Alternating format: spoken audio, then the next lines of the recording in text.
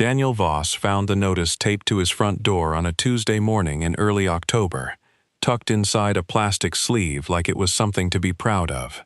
Certified Notice of Violation and Assessment, Wrenview Shores Homeowners Association, dated October 6th. He read it twice, standing on the porch in his socks, before he let himself say anything out loud, and then he read it a third time at the kitchen table, because 14 years on the job had taught him that the moment you laugh at a piece of paper is the moment you stop reading it carefully, and the details are always where the fight lives. $8,112. That was the number at the bottom, itemized in a table that looked like it had been assembled by someone who enjoyed this. 16 separate violations of CC&R Section 7.4 Lash, unauthorized use of the shoreline commons for recreational fishing without board-issued permit, $500 per incident, plus an administrative processing fee of $612, plus language at the bottom advising him that failure to remit payment within 30 days would result in a lien being recorded against his property at 1442 Lakeshore Trail, Lake Wren, Michigan, pursuant to Article 12 of the Declaration.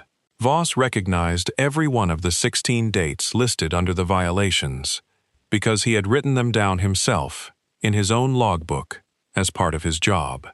Daniel Voss was a conservation officer for the Michigan Department of Natural Resources, a state game warden, and he had spent 14 years enforcing fishing law on lakes exactly like this one. He was now being fined $8,000 by a homeowners association for fishing off his own dock on a body of water the state of Michigan had held in public trust since before Wrenview Shores existed as anything more than a gravel road and a survey stake. The letter was signed by Carol Hendricks, President, Wrenview Shores Homeowners Association Board of Directors. Voss knew that name. Everyone at Lake Wren knew that name. Drop your city. And tell me, do you live in an HOA? I want to know how many are watching from behind enemy lines right now. Lake Wren was 310 acres of clean, cold, spring-fed water tucked into the hardwoods of Cheboygan County, ringed by cabins mostly built in the decades after the Second World War, back when a lake cottage was something an ordinary family could save for and pass down. Wrenview Shores had been platted in 1951 as a summer cabin association. 41 lots, most small and modest, a few larger where the shoreline curved toward the public boat launch on the north end.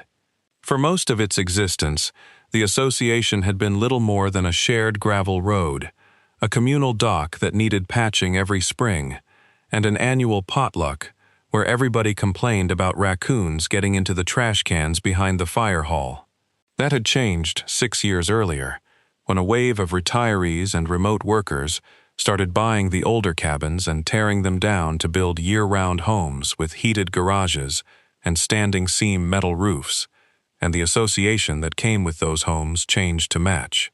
Wrenview Shores hired a professional management company, Lakeside Community Management Group out of Petoskey, revised its declaration of covenants, conditions, and restrictions for the first time since 1988, and elected a new 5-member board that ran the place with the seriousness of a small municipal government, minus most of the due process a real one would have been forced to observe. Carol Hendricks had been board president for 3 years. She and her husband, Roger, had bought the largest lot on the lake in 2019, torn down the original 1950s cabin, and built a 4,000-square-foot lake house with a boathouse the size of some of the neighbors' entire homes. She ran board meetings from a laptop with a slide deck. She had strong opinions about mailbox uniformity, dock stain color, holiday light schedules, and what she called, more than once, in minutes Voss would later obtain, the tone of the lake. In 3 years as president, she had overseen the passage of 41 new rules, restrictions, and amendments to the Declaration, most of which nobody had voted on directly, because they'd been adopted as board resolutions under a clause in the bylaws the board itself had drafted 2 years earlier. in a meeting attended by 11 of the community's 41 households, at which the amendment authorizing the board's own expanded rulemaking power had passed by a margin of 7-4, a vote so quietly conducted that most of the lake didn't learn about it until the following spring, when the first round of new dock color fines went out. Daniel Voss had bought his cabin at 1442 Lakeshore Trail 8 years earlier, before Hendrix's presidency, before the 4,000-square-foot lake house, back when Wrenview Shores was still the kind of place where you left your boat unlocked at the communal dock overnight. It had belonged to his uncle, a 2-bedroom fishing cabin built in 1958, with a wood dock Voss had rebuilt board by board over 3 summers, using cedar he'd hauled up from a mill outside Gaylord because his uncle always said pressure-treated pine looked wrong on a lake this old. He used the cabin on his days off from patrolling 3 counties' worth of rivers, lakes, and state land for the DNR, checking creel limits along the Black River, running boat safety checks on Mullet Lake during the July 4th rush, walking snowmobile trails in February looking for riders who'd wandered onto posted state game areas. He fished off his own dock more mornings than he could count, sometimes before a shift that started at 6, sometimes after a shift that ended at 9, mostly for the same reason anyone fishes off a dock, because it was quiet, and the fish didn't care what he did for a living, and for 20 minutes at a time, nobody needed anything from him at all.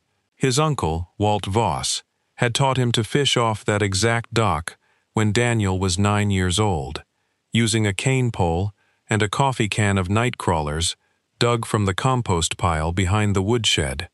And there wasn't a morning Voss stood out there with a rod in his hand that some part of him didn't think about that.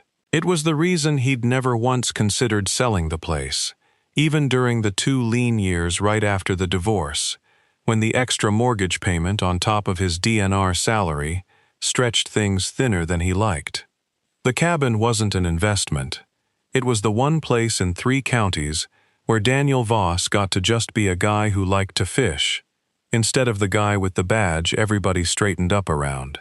What Voss had not fully appreciated until the $8,000 notice showed up taped to his door was that under Section 7.4s of the newly revised declaration, quietly adopted by board resolution the previous March, never put to a full membership vote, buried on page 31 of a document that ran to 62 pages, recreational fishing anywhere along what the association now called the Shoreline Commons required a board-issued permit, available for $150 annually, capped at 20 permits association-wide, allocated on what the resolution called a priority basis, which in practice meant board members and their guests first, favored contractors second, and everyone else, somewhere down a list nobody had ever seen published in full. Voss had never applied for a permit. He had never known one existed. Nobody had mailed him anything about it.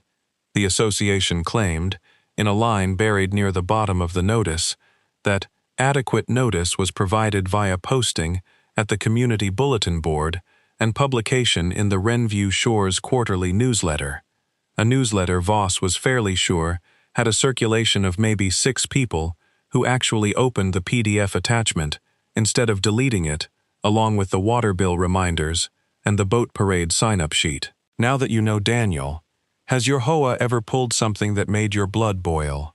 Tell me the worst thing your HOA has done. 3 days after the notice arrived, Voss drove into town to the little post office annex Wrenview Shores used as a mail drop and asked the woman behind the counter, a longtime resident named Peg Alderman, who had lived on the lake since 1974, whether she knew anything about a fishing permit system. "Oh, that," Peg said, in the tone of someone describing a chronic ailment she'd learned to live with. "Carol pushed that through last spring. Something about liability. You didn't get a letter?" "No. Nobody got a letter, dear. It went up on the corkboard by the boat launch for about 2 weeks, right next to the flyer for the pancake breakfast. I only know about it because my grandson wanted to fish off our dock in June, and I had to explain to a 14-year-old that apparently that now requires a permit." Peg shook her head and rang up his stamps without being asked, out of habit, the way she'd done for 8 years. There's a list, 20 permits. Carol's got one, Roger's got one. The 2 Redlick boys, who do landscaping for half the board, have one each. I don't know anybody else who does, and I've asked around. Voss thanked her, drove home, and pulled the full declaration off the association's website.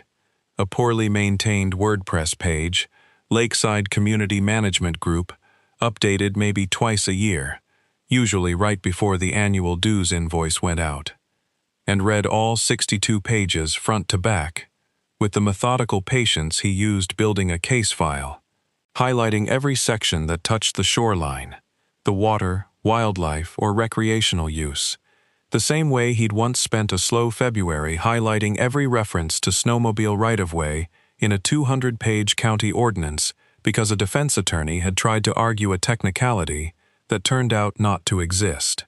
What he found confirmed something he'd already begun to suspect the moment he read the word fishing printed next to a dollar amount in a homeowners association notice. Because Daniel Voss knew Michigan water law the way most people know their own phone number. Lake Wren was a navigable inland lake. It had been used for public boat access, public fishing, and public recreation since long before Wrenview Shores Homeowners Association existed in any form, and it continued to be accessible via a state-maintained public boat launch on its north end, built and maintained with funds from Michigan's Waterways account.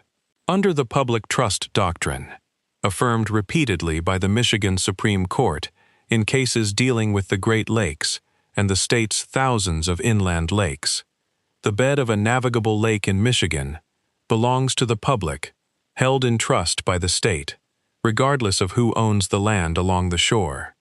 A private landowner can own the shoreline right up to the water's edge. A private landowner can own the dock built out over the water. What a private landowner cannot do, what a homeowners association most certainly cannot do, is charge a fee, issue a permit, or impose a fine for the act of fishing on the surface of a public trust lake from a legally accessed point, whether that point is a public launch, a private dock with riparian access, or the ice in February.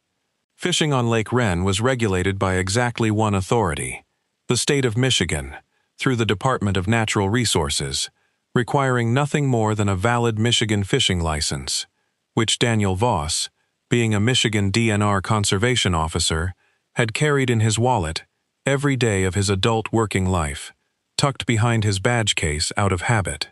Wrenview Shores Homeowners Association had, in other words, invented a permit system for an activity it had zero legal authority to regulate, imposed it via a board resolution never ratified by a full membership vote, as required for amendments touching use of common areas under Article 9, Section 3 of its own bylaws, and then fined a sitting state law enforcement officer $8,112 for exercising a public right that predated the association's existence by roughly a century.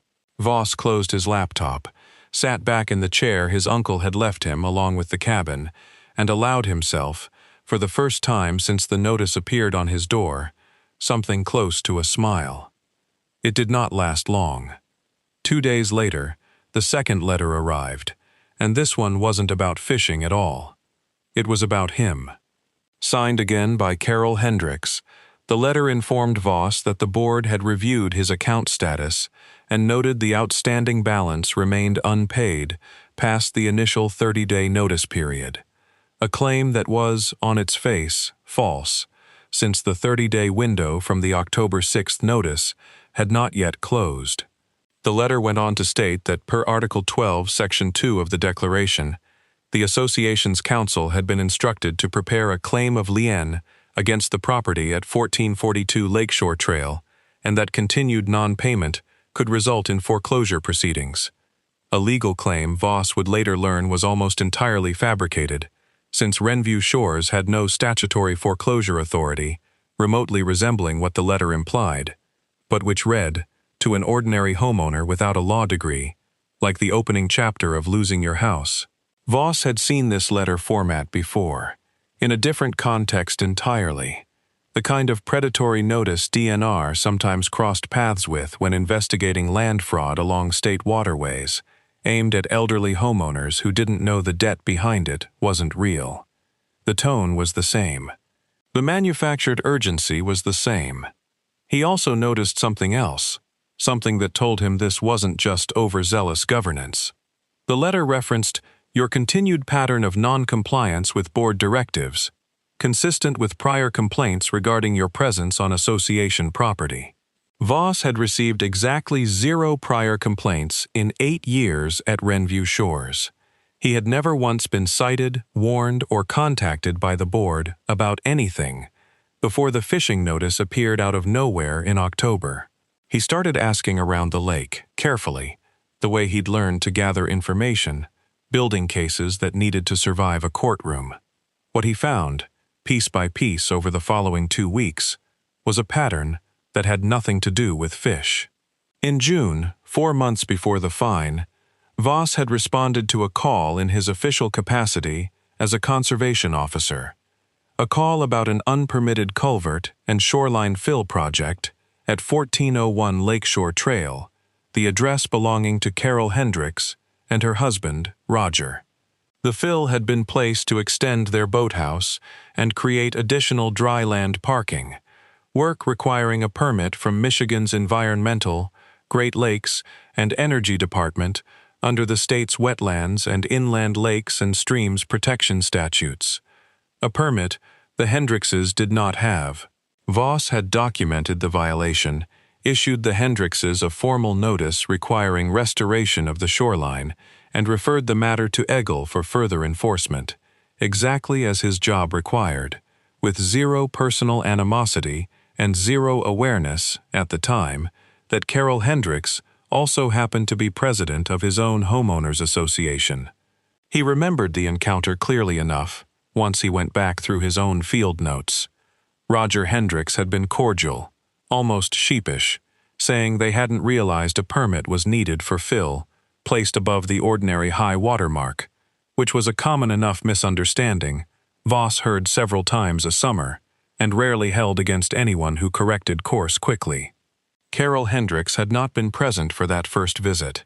She had, however, called Voss's district office 2 days later, identifying herself by name, asking pointed questions about who exactly had filed the referral and whether it could be handled informally, a request Voss's supervisor had politely declined on his behalf, exactly as policy required.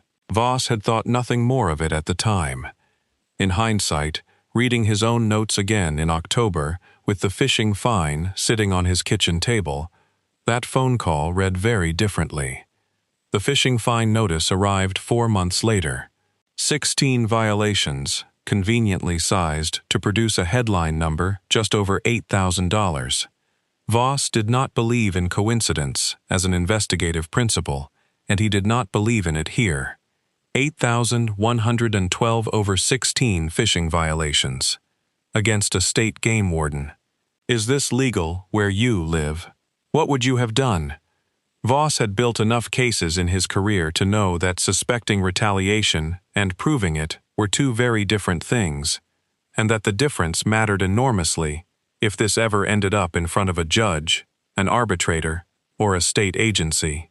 So instead of writing an angry letter to Carol Hendricks, which was, he suspected, exactly what she wanted, something she could wave around at the next board meeting as evidence of his pattern of non-compliance, he started building a file, the way he'd been trained to build one, with dates, exhibit numbers, and nothing left to memory.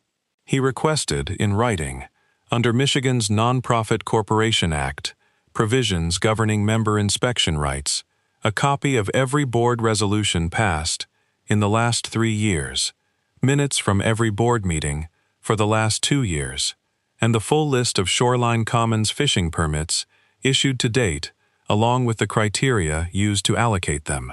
Lakeside Community Management Group took 11 business days to respond, a minor violation of the association's own 20 business day standard that Voss noted in his file without making it the centerpiece of anything. What came back confirmed nearly everything Peg Alderman had told him over the counter at the post office annex. Of the 20 fishing permits issued under the Shoreline Commons policy, 7 belonged to sitting board members or their immediate family. 4 belonged to the landscaping contractors who did work for board members' properties, and the remaining 9 had gone to homeowners the meeting minutes described, almost verbatim, as having positive standing with the board regarding community engagement, a phrase that appeared in 3 separate sets of minutes with suspicious consistency, as though someone had found a template and liked it.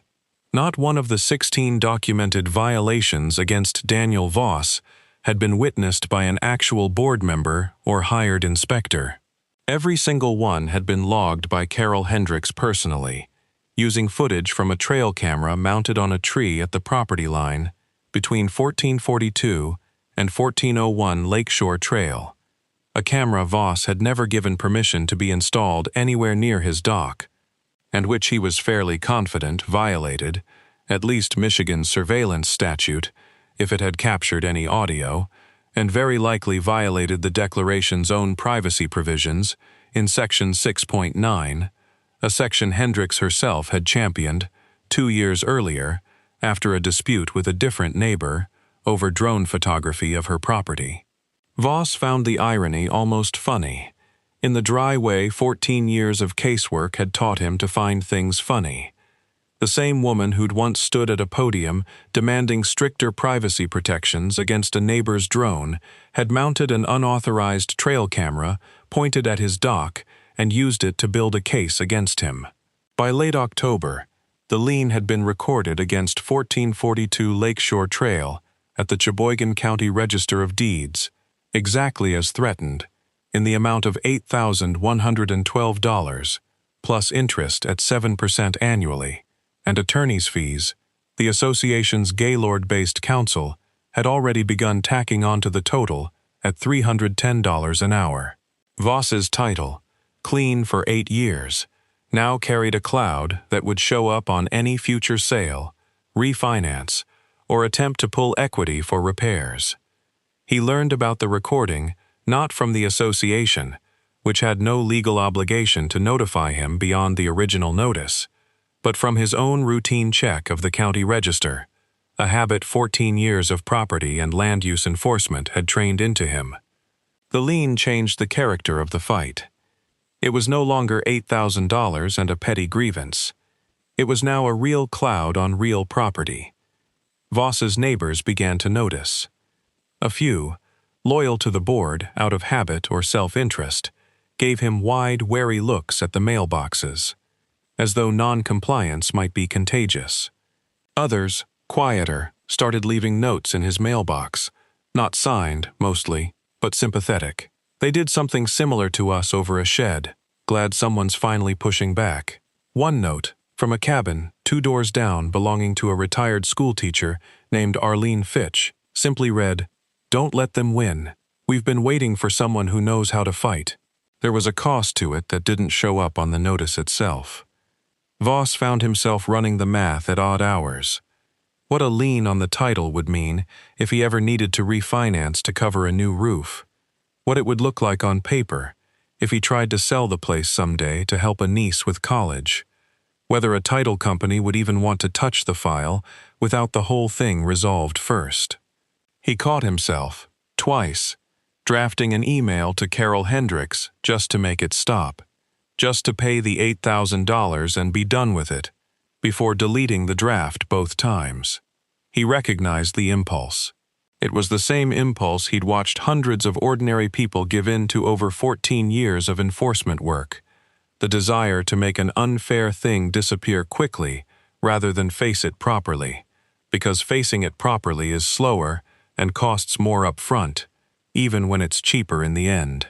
He also felt something else he didn't love admitting to himself, a low hum of professional embarrassment. He was the guy who explained the law to other people for a living, and he had let a homeowners association get almost 30 days into a fabricated fine before he'd pulled a single document. He decided, sitting at his kitchen table on a Sunday night with the lien notice in front of him, that whatever else happened, he was not going to let that particular feeling make his decisions for him. Anger made cases sloppy. He'd testified against too many defense attorneys who'd tried to bait him into exactly that kind of reaction on a witness stand to fall for it in his own life. Voss made a decision that would define the next 6 weeks of his life. He stopped responding to Hendricks directly and started building a case file instead. Was that the right call? What's your strategy? Fight quiet or fight loud? Tell me in the comments. The public part came at the November board meeting, held in the community hall that doubled as the volunteer fire department's meeting space. Folding chairs set up in rows that never quite lined up straight, no matter how many years the same person set them out. Voss attended, as was his right as a member in good standing regardless of the disputed fine, and sat quietly in the back for the first 40 minutes while the board handled routine business, a dock repair bid, a proposed increase in annual dues, a debate over holiday light regulations that ran 15 minutes longer than anyone in the room seemed to want, Gary Latham insisting warm white lights be capped at a specific lumen output nobody else in the room had ever measured in their life. When the meeting reached open comment, Voss stood, gave his name and address for the record, and asked, in a level, professional tone, honed by hundreds of hours testifying in front of judges who did not appreciate theatrics, exactly one question: under what specific state statute or case law did the Wrenview Shores Homeowners Association believe it possessed authority to regulate fishing on a navigable public trust lake? Carol Hendricks did not have an answer. What she had instead was a prepared response about protecting the tranquility and safety of our shared waterfront amenity, and the board's fiduciary duty to manage association resources responsibly, neither of which addressed the actual legal question Voss had asked, and both of which Voss noted, calmly, for the minutes, did not constitute a citation to any authority whatsoever. Gary Latham muttered something about outside agitators, loud enough for the front 3 rows to hear. Someone near the back, later identified as Arlene Fitch, laughed out loud, then apologized, then didn't really sound like she meant the apology. Hendricks adjourned open comment 11 minutes earlier than the agenda listed, over an objection from board member Denise Okafor, one of the 2 dissenting votes on the board who had, Voss would later learn, voted against the original fishing permit resolution back in March, and had been quietly overruled and marginalized ever since. Left off email threads, her seconding motions ignored in favor of Latham's, her name absent from the positive standing language that peppered so many other sets of minutes.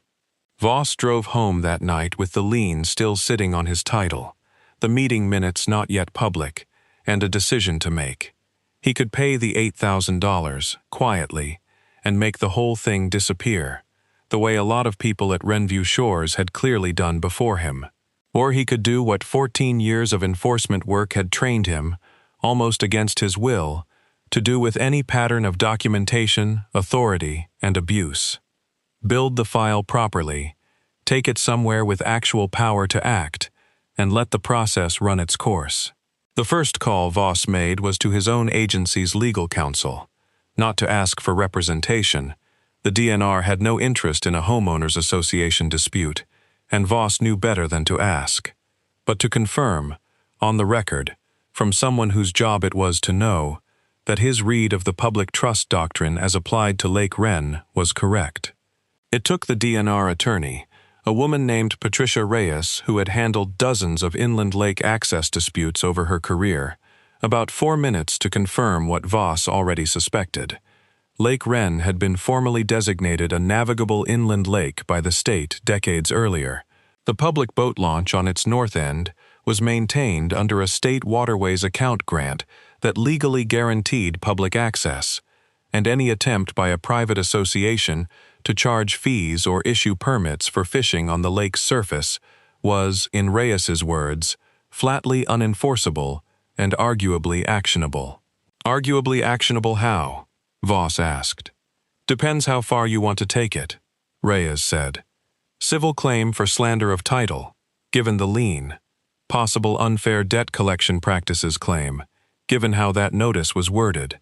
It reads like they were trying to scare you, not inform you. And if this board is charging fees for something they have zero authority over, and they've been doing it broadly, not just to you, that's the kind of thing the State Attorney General's Consumer Protection Division has gone after before. Homeowners associations overstepping into things that look like unlicensed regulatory authority. They don't love that. That last sentence became the spine of everything Voss did over the following weeks. He was not, by nature or training, a lawsuit-first kind of man. DNR work had taught him that the most durable fixes usually came from forcing an authority with actual jurisdiction to look closely at a problem, not from years of expensive litigation between private parties. So instead of hiring a lawyer immediately, though he did consult one, briefly, a Petoskey attorney named Whit Calloway, who specialized in HOA disputes and confirmed everything Reyes had said, plus flagged that the board's failure to put the Section 7.4 amendment to a full membership vote likely made the entire fishing permit policy void under the association's own bylaws.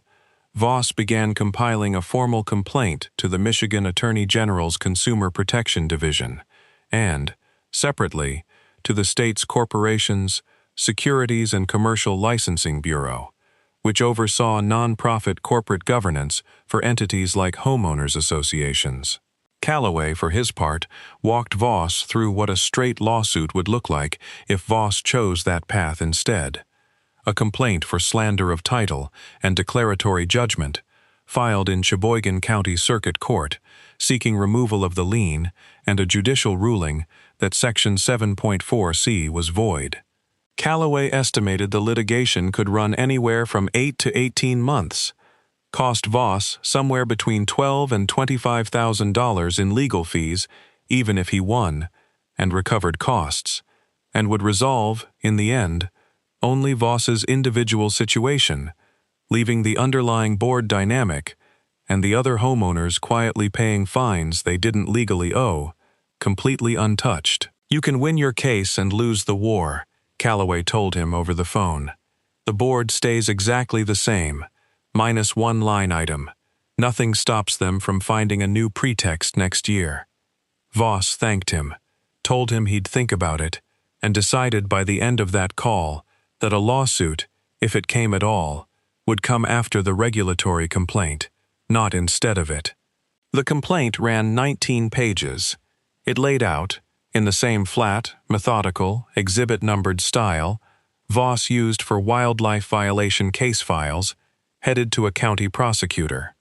The full timeline: the March 2024 board resolution establishing the Shoreline Commons fishing permit system without a membership vote.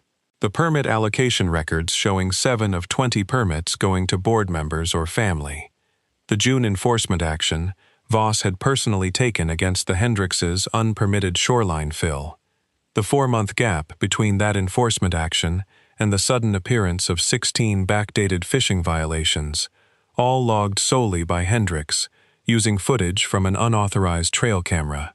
The improperly worded and arguably deceptive lien notice, and the recorded lien itself, filed against a piece of real property, based on an assessment for conduct the association had no legal authority to regulate in the first place. He attached copies of the declaration, the bylaws, the permit list, the June enforcement notice against the Hendrickses, the county register showing the recorded lien, and, the piece he was proudest of, the kind of small, dogged detail work that had closed more of his own cases over the years than any single dramatic confrontation, a public records request to Eagle confirming that the Hendrickses' shoreline fill violation from June remained unresolved 5 months later, meaning the very board president who had fined him $8,000 for protecting the tranquility of our shared waterfront amenity was, at that exact moment, sitting on an unpermitted fill violation of her own that continued to degrade the actual shoreline of the actual lake. While the complaint moved through official channels, a process Reyes had warned him could take anywhere from 6 weeks to several months, Voss also did something he was slower to embrace, because it wasn't in his nature, but which Whit Calloway had strongly recommended. He talked to his neighbors. Not as a victim looking for sympathy, but as someone building a record. Arlene Fitch, it turned out, had been fined $400 2 years earlier for a garden shed the board claimed violated a setback rule that, when Voss pulled the actual survey, didn't apply to her lot at all. A young couple 3 cabins down, the Marlows, had been denied a variance for a wheelchair ramp for their daughter, then quietly approved for the exact same ramp 8 months later after threatening a Fair Housing Act complaint, a fact none of their neighbors had known until Voss started asking questions, because the Marlows had been too embarrassed and too tired to mention it at potlucks. A retired contractor named Hal Doyle, 2 lots down from the Marlows, had been fined for a shed roof pitch the board claimed didn't match community aesthetic guidelines that, when Voss checked, appeared nowhere in the declaration or any recorded amendment. Doyle had simply paid it, assuming boards knew what they were talking about, the same assumption Voss himself might have made about some other authority in some other context if he hadn't spent 14 years learning exactly how often assumed authority turned out to be nothing at all. Denise Okafor, the dissenting board member, quietly gave Voss a copy of internal board emails, forwarded to her by mistake during a reply-all chain, in which Hendricks referred to Voss, before the fine had even been issued, as the DNR guy who's going to be a problem, and floated, documenting a pattern against him, weeks before the first trail camera photo was supposedly taken. That email, more than anything else in the file, was the piece that mattered. It proved intent. It proved the fine hadn't been a good faith enforcement action gone slightly overboard. It had been retaliation, planned in advance, dressed up afterward in the language of a legitimate violation notice.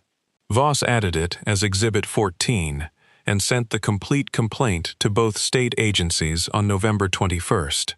Daniel just handed over 16 dates, a leaked board email, and a lien filed on false authority.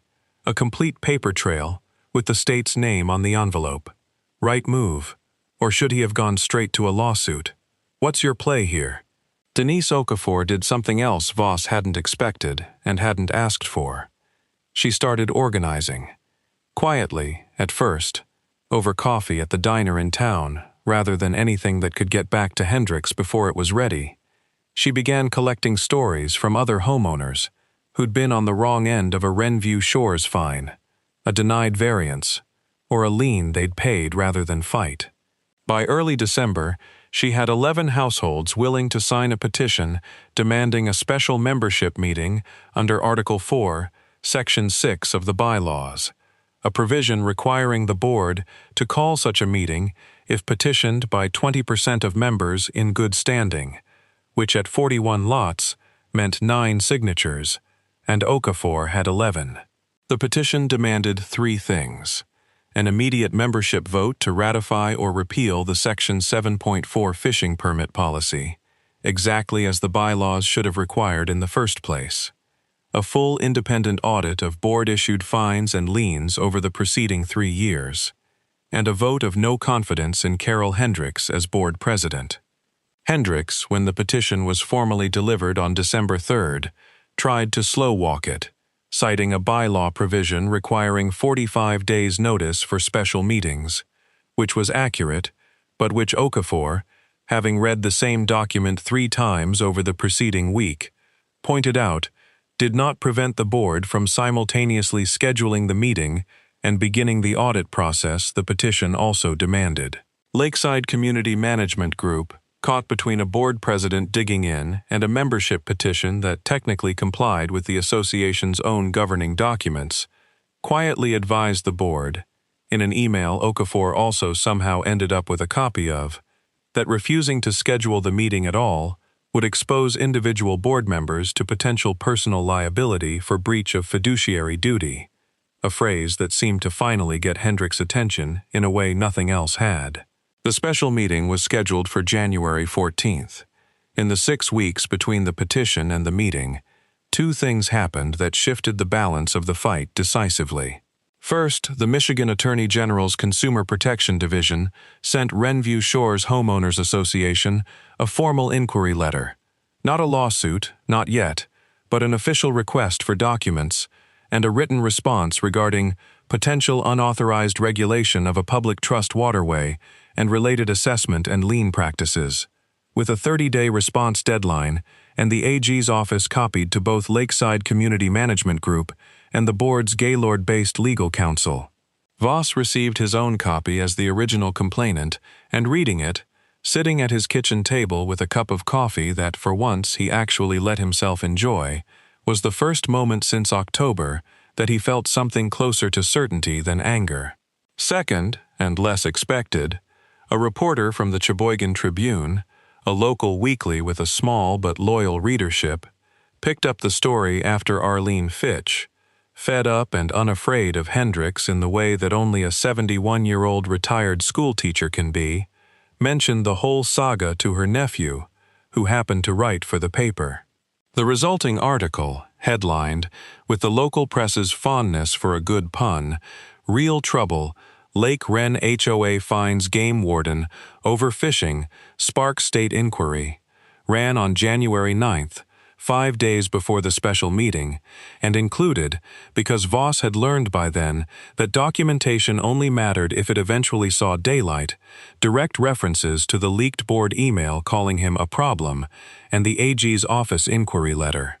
By the morning of January 14th, copies of the Tribune article had been left, anonymously, in every mailbox at Wrenview Shores.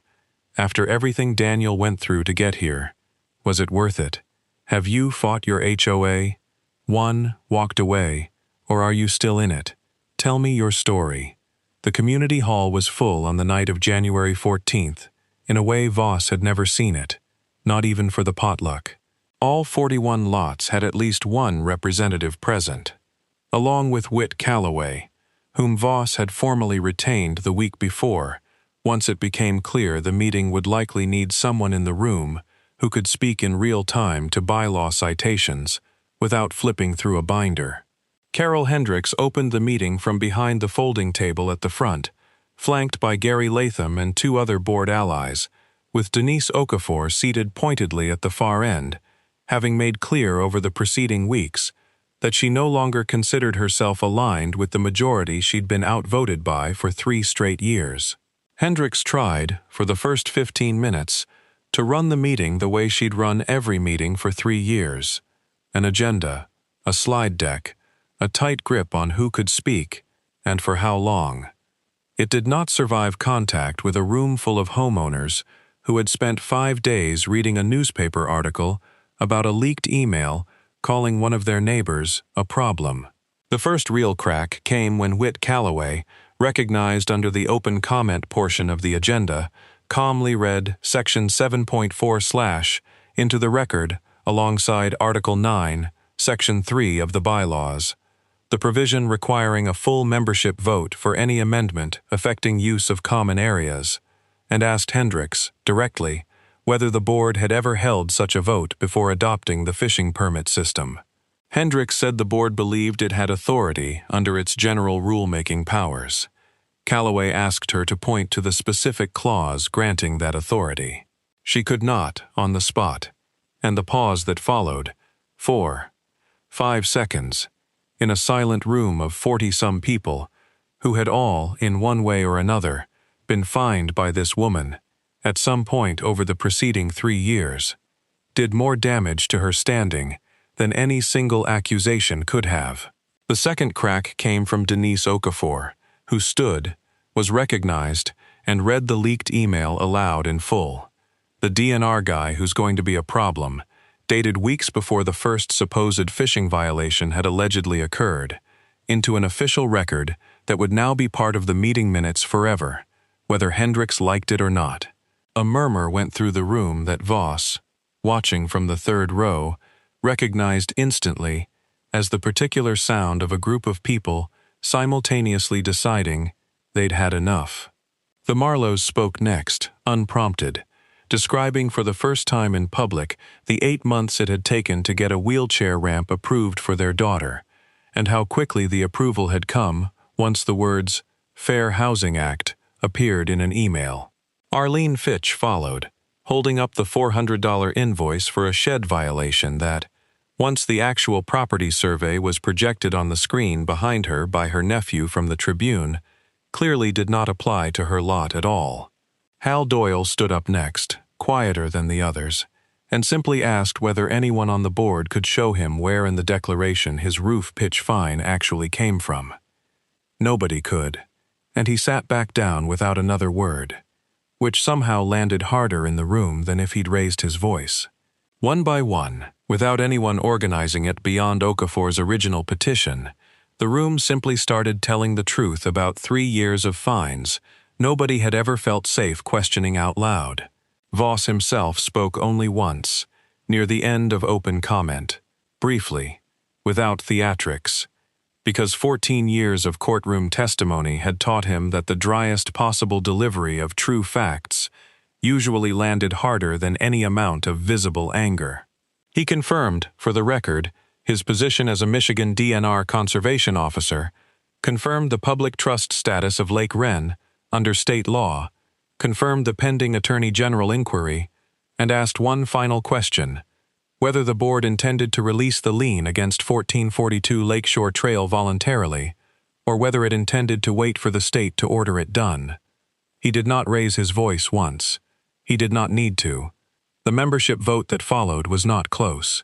Section 7.4 was repealed 63-0, with the no votes theoretically available to board allies simply not being cast, since even Hendricks's own allies had apparently concluded, sometime in the preceding 20 minutes, that defending an $8,000 fine against a state game warden over a public lake was not a hill anyone wanted to stand on in front of a room with a reporter in the back. The audit motion passed by a similar margin. The vote of no confidence in Carol Hendricks passed 61-2, and under the bylaw's own removal provisions, the ones Hendricks had once cited approvingly when a prior board member had been forced out over a much smaller dispute, that vote was sufficient to remove her from the board, effective immediately, with Gary Latham resigning his own seat before the meeting even adjourned, apparently unwilling to sit on a board he could see was about to be independently audited. Denise Okafor was elected interim board president by acclamation before the meeting closed. One of her first acts, formalized in writing the following week, was authorizing the release of the lien against Voss's property and issuing a formal written retraction of all 16 fishing violations, an action that rendered the state attorney general inquiry, which continued anyway, because the AG's office did not consider a local board vote sufficient to close a formal inquiry into potential unauthorized regulatory conduct and deceptive lien practices, somewhat moot from Voss's personal financial standpoint, though the broader investigation into the association's fine and lien history under Hendricks continued for months afterward. That investigation, running through the spring, eventually produced a formal consent agreement between Wrenview Shores and the Attorney General's office, requiring the association to refund or void 9 other improperly assessed fines dating back 2 years, including Arlene Fitch's $400 shed violation, a portion of the Marlowe's original variance filing fees, and the full amount of Hal Doyle's roof pitch fine, which turned out, once the audit committee actually traced it, to have originated from nothing more than a personal preference Carol Hendricks had once expressed at a board meeting, and which Lakeside Community Management Group had somehow converted into an invoice. The consent agreement also required Wrenview Shores to adopt, within 90 days, a written policy prohibiting the board from imposing any fine, fee, or permit requirement touching activities regulated exclusively by state or federal law, a provision the new board adopted unanimously and without debate at its very first meeting under Denise Okafor's presidency. Voss's lien was formally released at the Cheboygan County Register of Deeds on January 29th, 15 weeks after the original notice had appeared taped to his front door. His title came back clean. The permit system was gone. The board that had run Wrenview Shores like a private fiefdom for 3 years was gone with it, replaced by a new 5-member board that, within its first 2 months, adopted a formal policy requiring any assessment or fine over $250 to include a specific citation to the exact declaration or bylaw provision being enforced, reviewable by a neutral committee before it could be recorded as a lien. A rule that existed, everyone at Wrenview Shores understood without needing it said out loud, because of what had happened to Daniel Voss. Wrenview Shores today looks, on the surface, almost exactly like it did before any of this happened. The same 41 cabins along the same curving gravel road, the same lake, 310 acres of clean, cold, spring-fed water, still legally open to any Michigan resident with a valid fishing license, exactly as it had been for a century before anyone thought to put a price on it. Daniel Voss still fishes off his dock most mornings before his shift, and most evenings after it, the same as he did for 8 years before an $8,000 notice tried to convince him otherwise. He does not talk about the fight much these days, not out of bitterness, but because there isn't much left to say. The lien is gone, the record is clean, the rules changed, and the lake, as it turns out, was never the association's to sell tickets to in the first place. Arlene Fitch got her $400 back and framed a copy of the Tribune article, which now hangs in her front hallway next to a photo of her retirement party. The Marlowe's daughter uses her ramp every day, and nobody has ever again suggested it needed a second review. Hal Doyle got his refund and, according to Peg Alderman, has not missed a single board meeting since, sitting in the front row with a small spiral notebook, taking his own notes now instead of trusting anyone else's. Denise Okafor still runs the board, still reads every line of every governing document before she signs anything, and has never once, in over a year in the role, tried to fine a state game warden for fishing on a public lake. If your HOA has ever tried to charge you for something they had no actual authority over, you already know how this story starts. Tell me how yours ended, in the comments, right now. And if you want to see what happens when the next power tripping board picks the wrong homeowner to mess with, subscribe, because there's always another one waiting.